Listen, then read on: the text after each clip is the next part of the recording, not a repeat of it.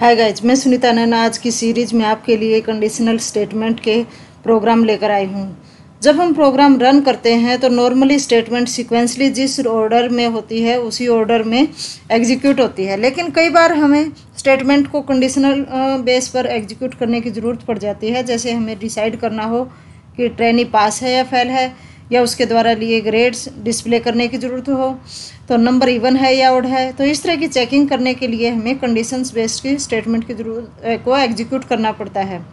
Decision making, तो वो इस टाइप्स की जो स्टेटमेंट जो जिसको हम कंडीशन बेस पर एग्जीक्यूट करते हैं तो डिसीजन मेकिंग स्टेटमेंट होती हैं। इसको डिसीजन मेकिंग स्टेटमेंट भी कह सकते हैं, कंडीशनल स्टेटमेंट भी कह सकते हैं। वीबीएम में दो तरह की कंडीशनल स्टेटमेंट होती हैं, इफ देन और सिलेक्ट केस। तो सबसे पहले आज हम डिस्कस करते हैं इफ देन की।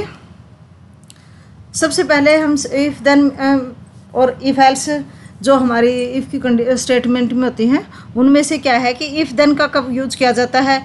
इफ देन स्टेटमेंट का यूज नॉर्मल कंडीशंस चेक करने के लिए किया जाता है। इसमें कंडीशन ट्रू होने पर इफ एंड इफ की ब्लॉक की स्टेटमेंट एग्जीक्यूट होती है और कंडीशन फॉल्स होने पर कंट्रोल बाहर चला जाता है। जैसे हम एक छोटा सा प्रोग्राम बना के देखते हैं, इसमें सब टेस्ट करते हैं इसको हम एक तरह से। Sub test n dim n as integer, n की वैल्यू हमने इसमें इनपुट करवाई। N input box enter the value of n, हमने एन की वैल्यू को इनपुट करवाया। अब हम इस पर छोटी सी कंडीशन लगा देते हैं कि जैसे ही हमें एन की वैल्यू मिले तो ये चेक करें इफ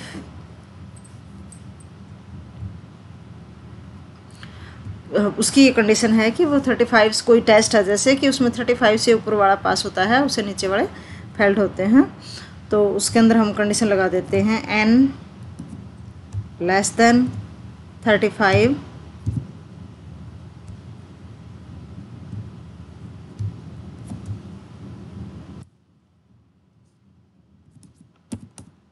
देन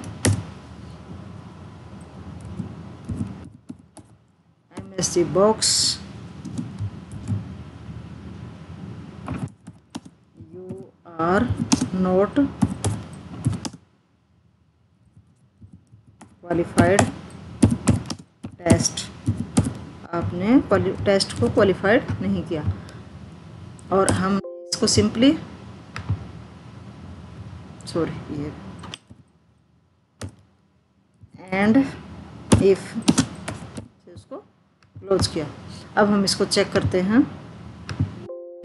अगर मैंने इसके अंदर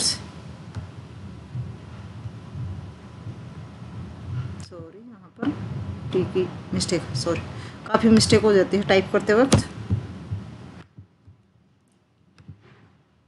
मैंने इसके अंदर नंबर डाला स्टार्टिंग में 78, इसने कोई मैसेज नहीं दिया क्योंकि क्वालिफाइड कैंडिडेट्स के लिए नहीं था। ये कंडीशन उनके लिए थी जो क्वालिफाइड नहीं करते हैं, तो उनके पास ये मैसेज चला जाए।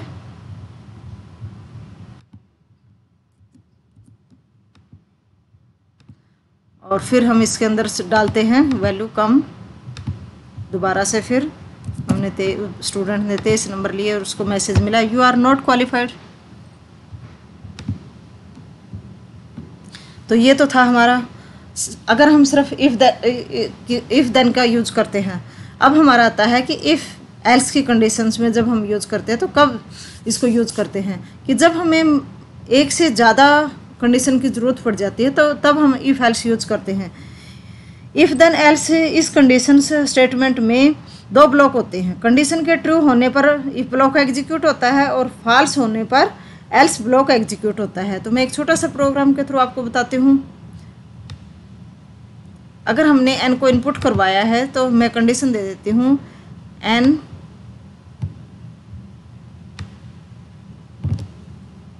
mod 2 इक्वल टू 0, कि जब वो उसको उससे भाग देते हैं तो वो 0 के बराबर हो जाए। तो वो क्या है,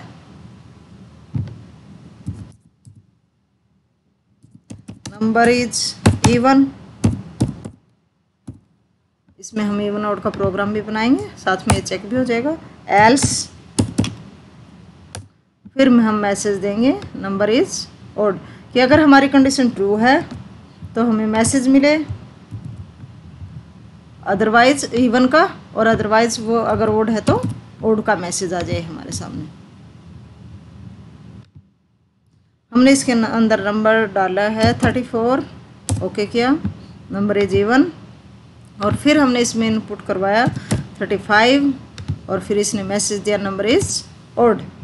तो ये तो था हमारा इफ एल्स का प्रोग्राम्स, जिसमें हमने चेक किया था इवन ऑड नंबर्स को। अब हम करते हैं कंडीशंस का, जिसमें नेस्टेड इफ यूज होती है, इफ एल्स जैसे यूज करते हैं हम उसमें। उसके अंदर हमें 3 उसकी ज़रूरत पड़ेगी। जैसे हम करते हैं 3 नंबर्स में ग्रेटर देन चेक करते हैं, तो तब हम क्या करते हैं कि हमने उसके अंदर 3,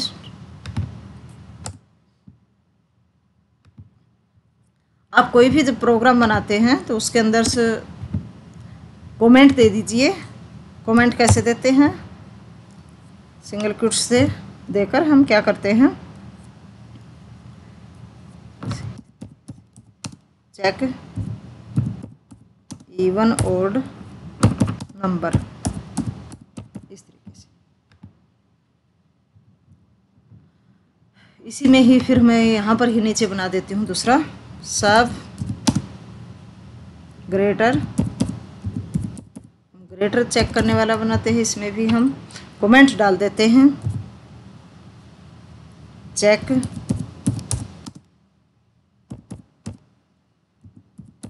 ग्रेटर नंबर। अब हम इसमें डेम ए एज इंटीजर, फिर बी डिक्लेयर करते हैं,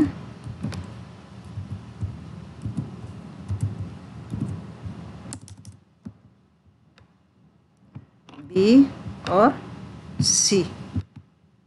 ये हमने 3 वेरिएबल इसके अंदर डिक्लेयर किए। अब हम इनकी वैल्यू इनपुट करवाते हैं। ए इक्वल टू इनपुट, यहीं से हम कॉपी पेस्ट कर देते हैं, जल्दी हो जाएगा। Control C, control V, number of value A, फिर हम करते हैं इसको copy paste, control C, control V. ये हमारा किसका इनपुट करवाना है? हमने बी का, हमने बी को करवाया, और अब हम करवाते हैं सी को। ये हमने तीनों की वैल्यू को इनपुट करवाया, क्योंकि सबसे पहले हमें डिक्लेयर करना पड़ेगा और फिर वैल्यू को इनपुट करवाएंगे।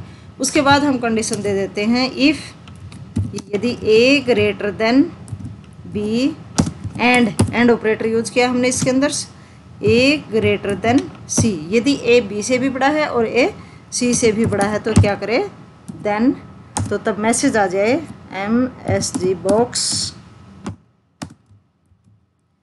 ए इज ग्रेटर,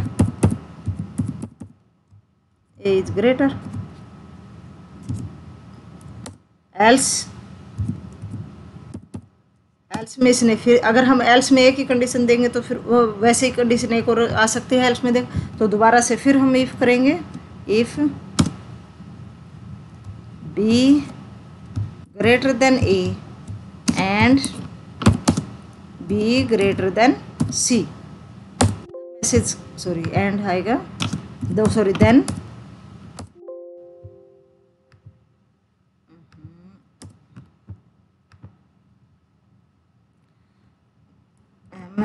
ये हम कॉपी पेस्ट ही कर लेते हैं इसको, कंट्रोल सी, फिर हम इसको क्लोज कर देते हैं ताकि और ज़्यादा स्पेस हो जाएगा, कंट्रोल वी। अब क्या है ग्रेटर, अगर ये मैसेज आए तो बी ग्रेटर है, और फिर ये दोनों ही, इनमें से अगर कोई भी नहीं है तो क्या है, एल्स सी ग्रेटर है, फिर तो सी ही होगा, और कौन होगा। और फिर हमने किया END एंड इफ़, हमने 2 बार इसको स्टार्ट किया है इफ़ को, तो हम END इफ़ दोनों की ही क्लोजिंग करेंगे। और अब हम प्रोग्राम को रन करते हैं। पहले मैं नंबर डालती हूँ, ए को सबसे लार्जेस्ट मैंने इसको डाला 89, दूसरे को 56 और तीसरे को 23। ए इज ग्रेटर्स। अब दूसरी बार में हम बी को चेक करते हैं। इसके अंदर हमने डाला स्टार्टिंग में 12, फिर हमने डाला 67, फिर हमने डाला 45। B is greater. अब हम सी को ग्रेटर करते हैं। पहले हमने डाला, फिर 35 और फिर 56। बिल्कुल राइट्स। ये तो था हमारा इफ़ की कंडीशंस का। आज हमने इसमें किया इफ़, देन और इफ़ एल्स और नेस्टेड इफ़ के प्रोग्राम्स। तो आज के लिए इतना ही। Okay guys.